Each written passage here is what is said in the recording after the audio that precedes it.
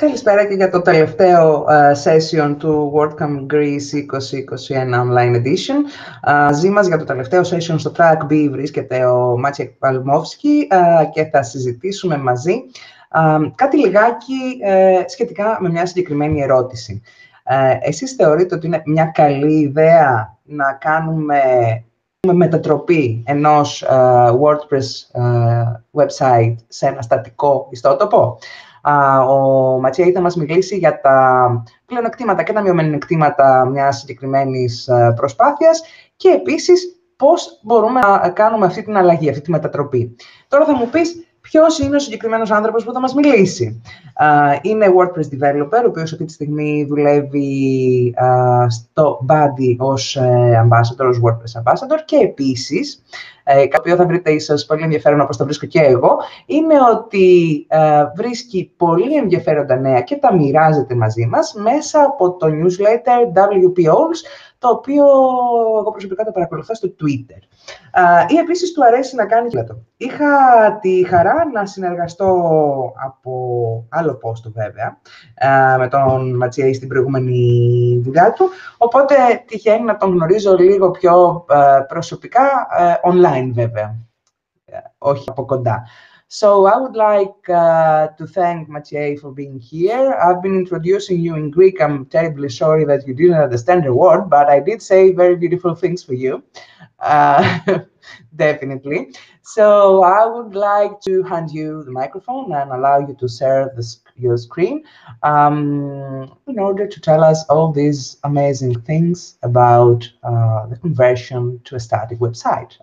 I'm really eager to learn more about that. Thank you for the nice introduction. To be honest, I understand a few words from this. I understand my name, I understand body, and to be honest, that's all. Yes, my Greek is a bit rusty, to be honest. But yes, today I'm gonna talk a bit about static WordPress overall. Let me just share my screen. I hope you see everything now. Okay, so today I'm gonna show you how to make WordPress faster and more secure by using quite a simple trick. We're just going to convert it to static HTML like the old times. So this is the small proof that I am really me. I'm Maciej Palmowski. I work at Buddy.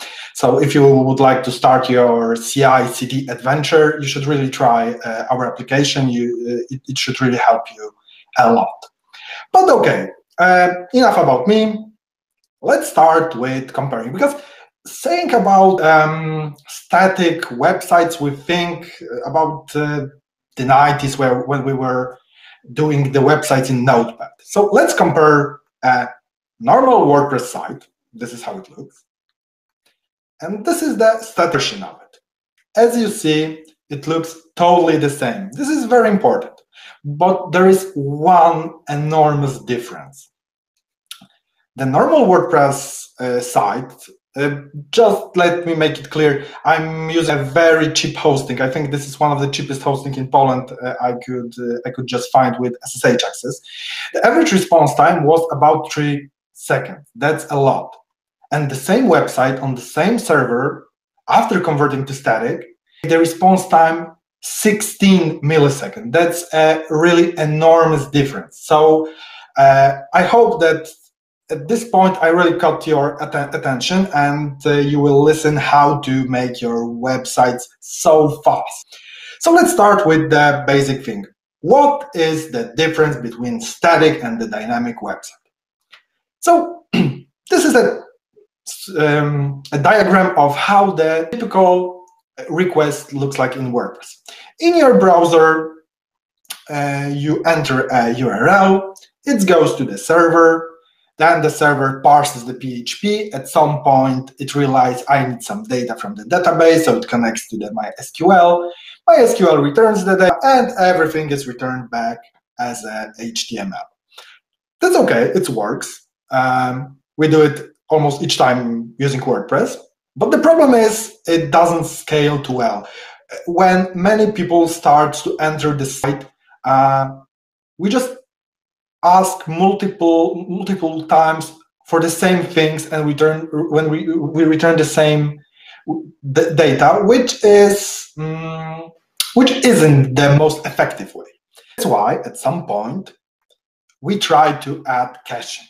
As you see, it looks like this, that when we ask for a URL and it's not cached, it behaves like on the diagram before.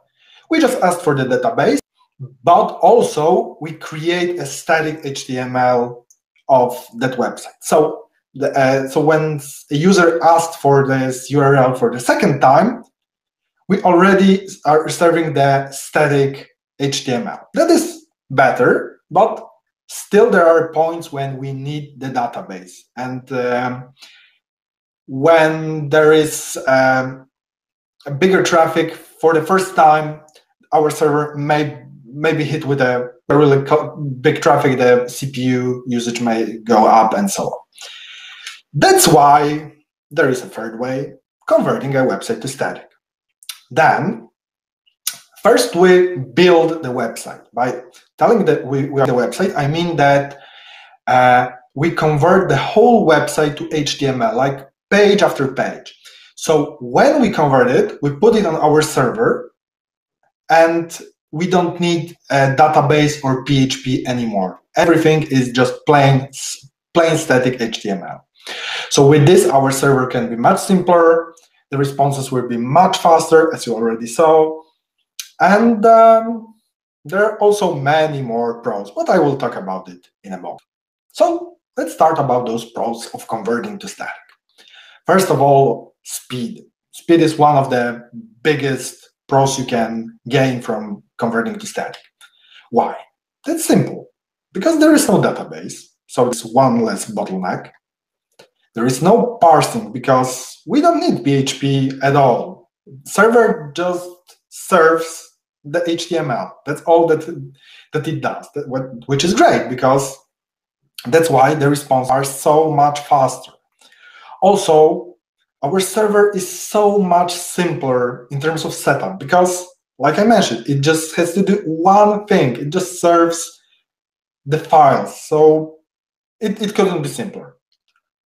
I did some tests. By using Loader.io, I run a test of 5 clients every second for 30 seconds. That's not a big traffic, but like I said, my server is really cheap and it's really poor, but it's really great for such tests. So WordPress without cache gave me those almost 3 seconds average response. With cache, it was only 350 average response, so much better. But the static was 60 milliseconds. Why the difference between cache? And it was the first time where the clients asked for the website and the cache wasn't built. That's why the average is still bigger than static. But I decided to do another test. What will happen if we'll have 50 clients every second for 40 seconds? So without cache, it just went totally wrong. 100% error rate. It just wasn't working.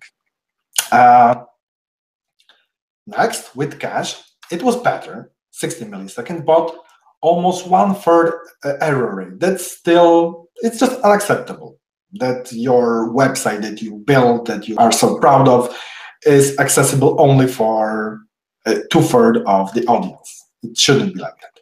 And with static, 12 milliseconds. So it's great. It's still great that the traffic didn't made any difference. Of course, if you are using any other better hosting, probably the scores, the response times with cache and without cache will be better. I'm using it's a really kind of extreme example, but it shows that even having such a poor server, you can use it to serve a website to the whole world, because WP is by people all over the world, and it's on this server, which, like I said a few times already, is very poor. Next thing is security. We all know how many times, I mean, like every week we can hear that one thing is has some big potential security hole.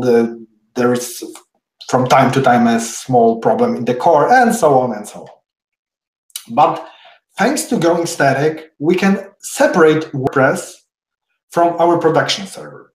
We can have two separate servers, and we can block the WordPress one with many ways. We can use VPN, we can use some more restrictive firewall rules, and so on and so on. And we don't have to worry that it will affect the production server in any way, which is really great thing. Also, we can do it like this, because we can have our WordPress only on our local host. Because if we have a small website, why should we even put it online? Let's have only the static version online, and the WordPress, let it only be on our local host. So until someone will install physically our computer, we are safe. Let's also compare the attack vectors, because there are few attack vectors there are on WordPress. We can have some errors with core plugins and themes. We can read about it about a few times a week, every week, sadly. Someone can steal our password to FTP or SFTP. There can be a brute force attack on WP admin. There can be malware, which is a really popular attack vector. Someone can also steal our access to DNS and change the server that the DNS will be pointing to. There can be some also security flaws in PHP. We had a problem, I think it was 2 weeks ago or something like this. It's possible. And denial of service attack. Someone can just attack our server with thousands or millions of requests. After converting to static, it will change a bit. You see, it's much better. We still can have a denial of service attack, but it's much harder to execute because, as you already saw, the average response of static WordPress is much faster. So it can really uphold a much bigger traffic. So few of those heavy denial of service attack can just go unnoticed. Also, you can use the Cloudflare denial of service protection or something like this. It will also help you a lot. So there is a chance that you won't even ever notice this denial of service attack, which is really great. Someone, of course, can still save our FTP or DNS account credentials. That's possible. But look, that all those three vectors that are left are not in any way connected with WordPress. So why? Because we just get rid of WordPress by converting it to static. We just have a static HTML website. We don't have a PHP. We don't have a database on our server. So it's only our logins, password, and the denial of service. So it's much better. With attack vectors, we can sleep peacefully and not worrying about many things. Another thing is hosting cost.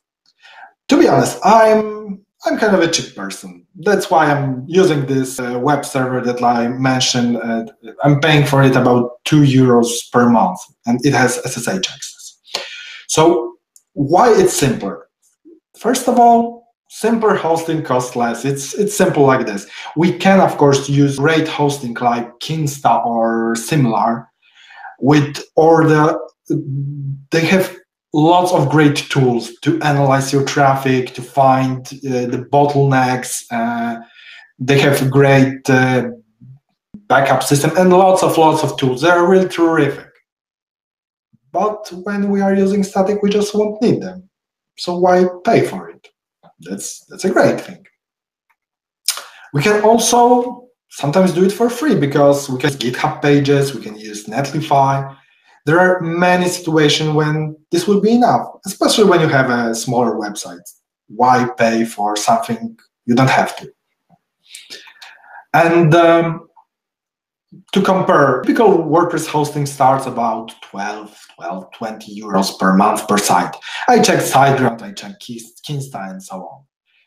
And I'm using this small Polish hosting that I pay €2 per month, but I have two websites, so I can say that I pay €1 per site. So it's It's really very hard to compare in these terms. The static website will always win. And the thing that is really important for me, peace of mind. First of all, there are less things that can break because we just get rid of all the databases, all PHP stuff, or some layers of extra caching or whatever. We don't have to worry about it. They are just absent, so they won't break because they are not there, and this is great. Also, we can use an extra layer of this peace of mind, which is a CDN. I'm using Cloudflare, first of all, because it's free, and also because it's really great. It will make your website equally fast all over the world, and it can protect you from denial of service attacks. It's really great for such situations. Also, I had a problem with my hosting because I remember that for 2 or 3 hours it was down, and no one even noticed. Why? Because everything was cached all over the world, so I didn't have to worry. And that's what I wanted. And really, with all those things, your site should just work because there are less things to break. And this is a really simple philosophy. Just let's get rid of things that can break, and it will be better.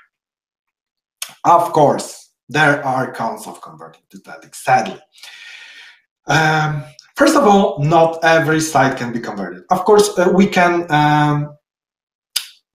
always think about some hybrid approaches, Jamstack and so on, but I am talking about like 100% going static, so converting into HTML and getting rid of PHP and so on.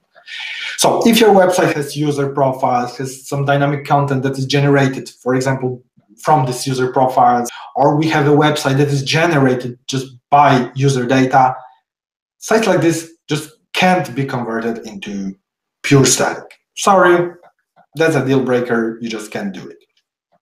Of course, you can go with the hybrid approach, like I mentioned, but it won't be pure static. You will need some workarounds at some points. For example, if you would like to use forms, because remember, we just get rid of PHP, so we don't have a mail function to send emails. We don't have search. We would have to use, for example, Algolia, which is a really great solution for as a workaround, and it's also a really great search engine, much better than the default WordPress one. In terms of comments, we have to use reply boxes or discuss, but this is very often we are using it already on our website, so it won't be any change. We can even think about e-commerce. There is Snipcart or Slayer. That will just add a cart feature to your website, even a static one. So you don't have to worry about not being able to convert your commerce website into static. It's possible. Also, this build process itself may be a bit strange at first, because we are click for the publish or update button, everything just is published at once. It just works. And with the build process, we have to build it each time we change something. It depends on the stack we are using. So sometimes we have to press a button in WordPress because maybe we are using a plugin. Sometimes we have to use some CI/CD or run some command on WP-CLI. It depends. But yes, we have to remember about it. Also, it takes some extra times, and it depends on how big is our website. But yes, this is a bit different, and we have to, if you want to go static, we have to just get used to it. Sometimes our build times can be too long compared to how often we publish new content. So if we are having a news site on which we publish one news minute, the build process may take longer than we publish news. In such cases, we would have to think about either using a bit different stack that will better fit our needs, or maybe just not use static at all, because it may not be for us. Because static is not a silver bullet that will solve all our problems. Yes, this is quite obvious, but the build time will increase with every new post. Just like that. So the bigger website, the slower the build. Okay, so I told why to go static, why not to. Now let me show you how. There are three main ways how we can achieve this. We are working with WordPress, so of course there is a plugin for this, and not even just once. We have WP Static, we have static HTML output, we have simply static. We just install a WordPress plugin. It's great to connect it with WP CLI because then we won't have to worry about any timeouts or anything. And it will be also great to connect it with some CI/CD tool, like Body, like GitHub Actions, Mavis, or whatever. There are lots of tools like this. Why? Because it will be easier to orchestrate all actions we would like to run. Most of the CI/CD tools have an API, so we can connect it to WordPress. So, for example, every time we press the update button, a pipeline will run automatically. So we don't have to worry about running the build process. It will run automatically. Also, this is quite of a cheap way because all the plugins are free. WP CLI is free, and most of the CI/CD tools has a free tier. So it's really possible to achieve everything for free. And that's great, because why spend money if we don't have to? For me, this is one of the most important things. We have the full control over the whole process. I really need to know what is happening. I really hate this when some mad happens and something appears out of nowhere. I really don't like this. But with using the plugin and the CI/CD and the CLI, we know everything step by step. What is happening? Why is something working? Why it's not working? And tinker with it. We can make it faster or not. So overall, we can spend a lot of time making it better. For me, it's great. And really many plugins are compatible out of the box because this is WordPress. This is really WordPress at heart. So all the plugins that filter our content or add some buttons or whatever, they will just work out of the box and we don't have to worry about it. Yes. The second approach is using the static site generators like Gatsby, Gridsome, Hugo, Next, Eleventy, and many others. There are like millions of those static site generators. Next, of course, we have to use some API. We can use either the WP REST API or GraphQL API. It depends which technology we used in terms of the static site generator. And again, it's really great to connect it with the CI/CD tool because, again, we can orchestrate it, we can connect it with WordPress and make it easier.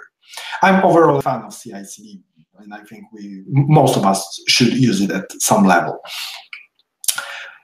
With this approach, it's still cheap because the static site generators mostly are free, and the rest didn't change. The plugins for the API are also free, so yeah, it can be cheap or free. That's great. This is a thing because not everyone loves PHP. I don't know why. I really love PHP, and I don't get why some people wouldn't do it exactly like me. A joke, of course. But if you prefer using React, you prefer using Vue, or maybe some other language, use static site generator. It's really an approach for you. A bit more problematic in terms of compatibility, but this is really changing. I'm thinking that really, if in a year I will be talking in Greece about static websites, I would probably say that the compatibility is the same as with plugins, because I see that many plugins are adding REST API compatibility and GraphQL compatibility. So probably in some time, every big plugin will have endpoints and will be compatible with static site generators, and we won't have to worry about, which is really great. And the third way is using a service. We can use Static, we can use Shifter, sites, and probably there are a few more, but those are the most known, at least for me. With this way, it's more expensive. Yes, because Shifter, if I remember, it's about $20 per month for a website. We don't have we almost don't have control over the process. This is this magic that is happening. And for me, it's something bad, but it just works without any setup. When I tried Static for the first time, I just installed my theme, exported data, and after a few minutes, everything was working just like that. So I don't know what was happening under the hood, but it was working. So if you would like to convert your static really quickly, go with the service way. And for example, I know that the Static has some additional plugin integrations out of the box. They have the search, they have the forms. So like I said, if you want to have your website static and to convert it very quickly, go with this approach. It's really worth it. So overall, is it worth to convert your website into static? We are all from IT, so the answer is it depends. Of course, it depends. There is, like I mentioned a few times, it's not a silver bullet. It won't change everything, but you should reconsider converting into static when. First of all, you don't have any logins or registration or any dynamic features on your website. Your site is mostly for reading. So it's a blog, it's a business page, a portfolio. If such, it's like a perfect example to convert to static. And you aren't focused on adding a new post every few seconds. So it's not a news site that like publish a news per, like I said, a second. If your website is like this, go convert it to static. It will be much better, much faster. You won't have to worry about many things. Really, go for it.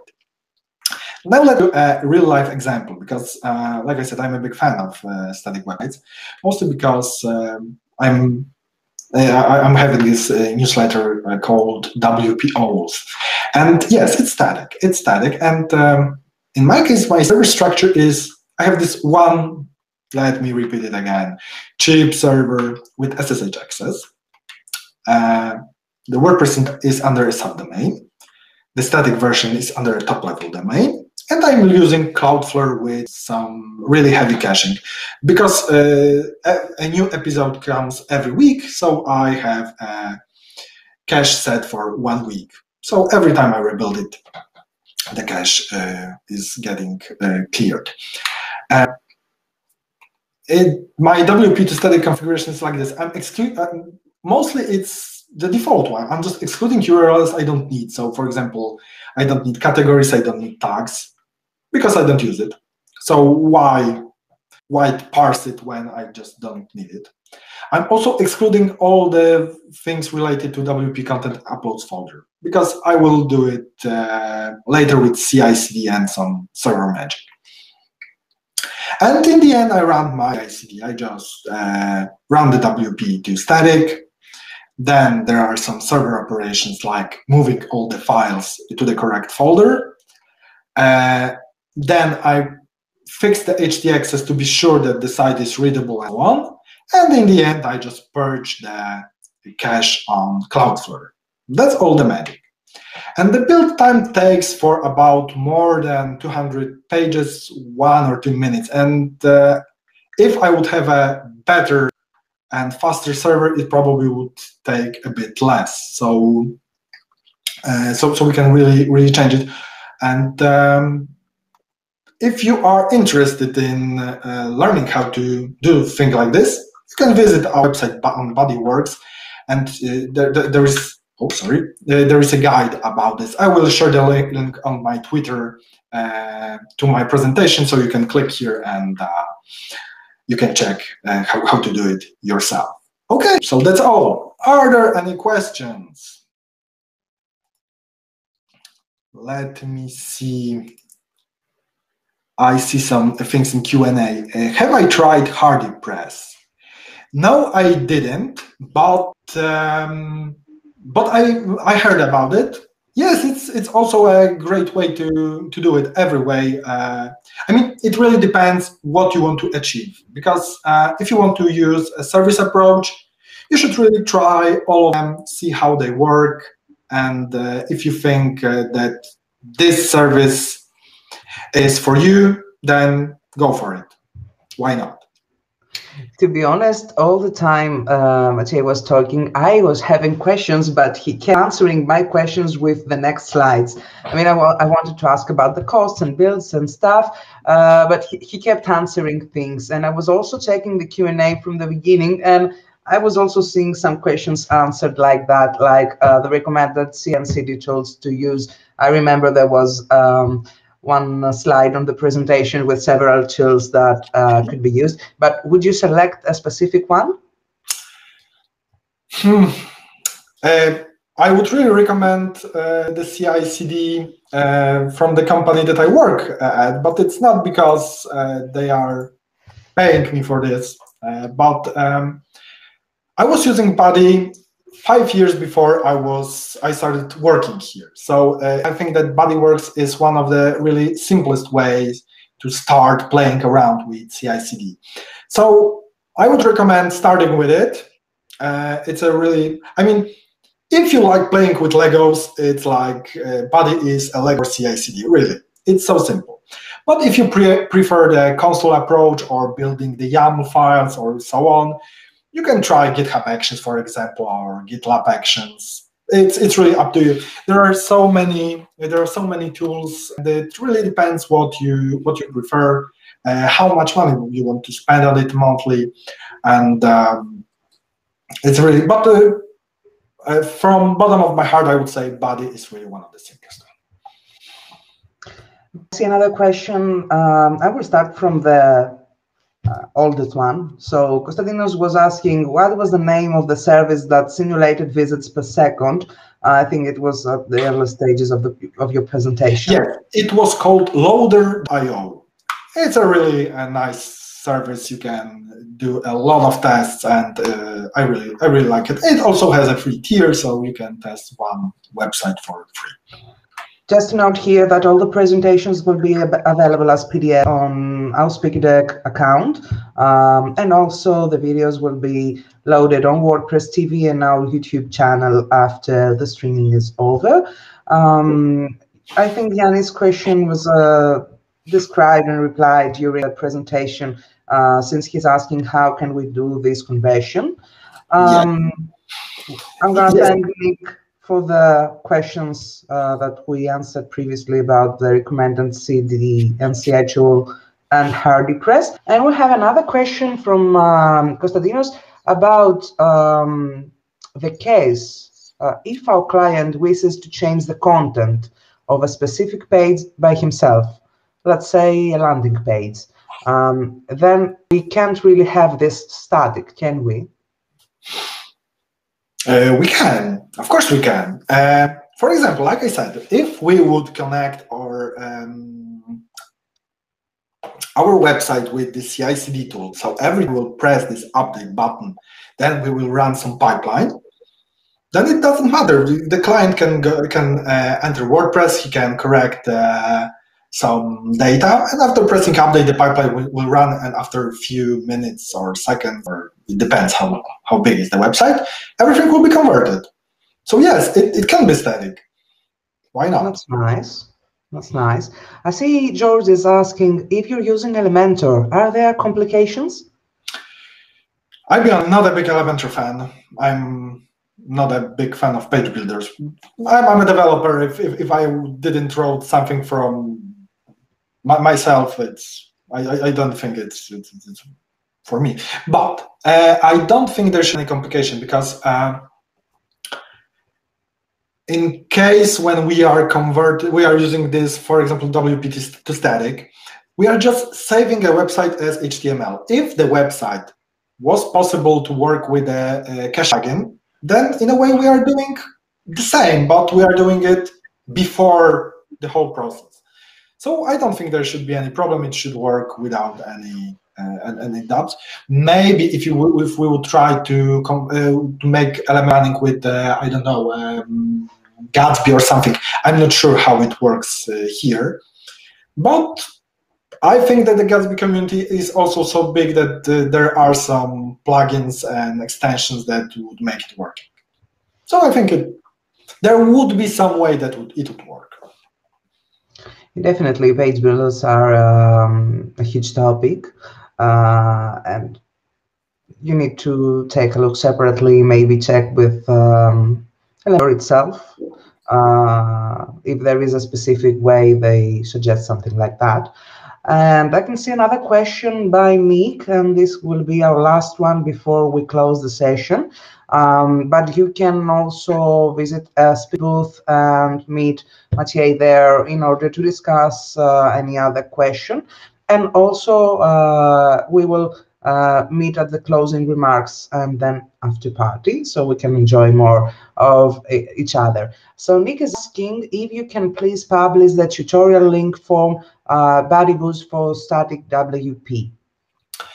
I will publish the link to my presentation on my Twitter, and it will be published all together on your website. So it's clickable in the presentation. So Definitely. Don't worry, but I will publish it in a few minutes on my Twitter account, so don't worry. I see you're being thanked on the chat by several people here. I saw some emojis floating here, so yes. It's really yeah, all right. I would like to thank you for being here with us, all the way from Poland. And it's a nice thing that we had this opportunity this year to have people from all around the world joining us and sharing their knowledge and experience with WordPress. But I'll be honest, because I checked the weather that is in Athens, and I'm looking through my window, and I would really prefer to be like in the offline mode in Greece right now, because it's like 5 degrees and it's raining here in Poland, and I saw that it's 20 degrees and it's sunny in Athens. So really, I would really prefer to be with you. And then I would prefer to be in Athens too, if it's sunny now, because here where I am, it's not sunny at all. But never mind. Summer will be here soon, and the borders most probably open. So you're all welcome to join. I will see you all in the after party sessions. You can join us there for the closing remarks. So our lead organizer for this will introduce you the whole team, and we will say goodbye probably, and then we can meet for the after party and the same session, enjoy each other's company, networking, get to know each other, and discuss whatever else you would like to see. You still have some time, since we will end this session, to meet Maciej at the speaker table to discuss something more. Thank you, everyone. We will see you in a few minutes. Goodbye.